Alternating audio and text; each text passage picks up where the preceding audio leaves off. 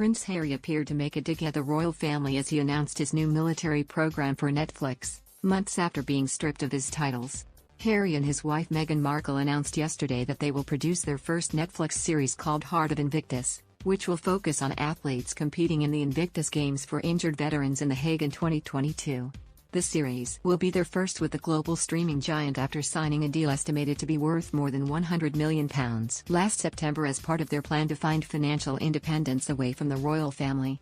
However, royal expert Daniela Elser said choosing a project that Harry had worked with since 2014, while he was a royal, seemed like a dig at the firm. She wrote in NZ Herald, "This Invictus project will not only reinforce but also spotlight and celebrate Harry's commitment to the veterans, a cause that he has regularly spoken about with passion and conviction."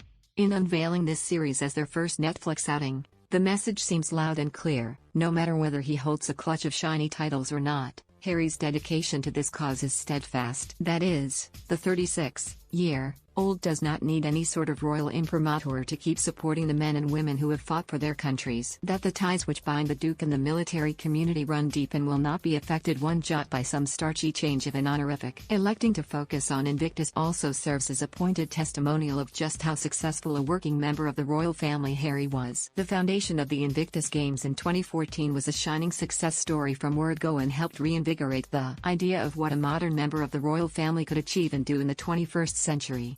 When this series finally launches, their in shining HD will be a lengthy, moving reminder of what the royal family lost when they failed to find a way to keep Harry and Meghan on the payroll last year.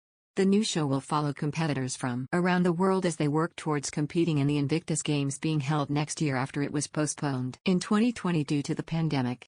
In a statement, Harry said, "Since the very first Invictus Games back in 2014, we knew that each competitor would contribute in their own exceptional way to a mosaic of resilience, determination and resolve. This series will give communities around the world a window into the moving and uplifting stories of these competitors on their path to the Netherlands next year." As Archewell Productions' first series with Netflix, in partnership with the Invictus Games Foundation, I couldn't be more excited for the journey ahead or prouder of the Invictus community for continuously inspiring global healing, human potential and continued service.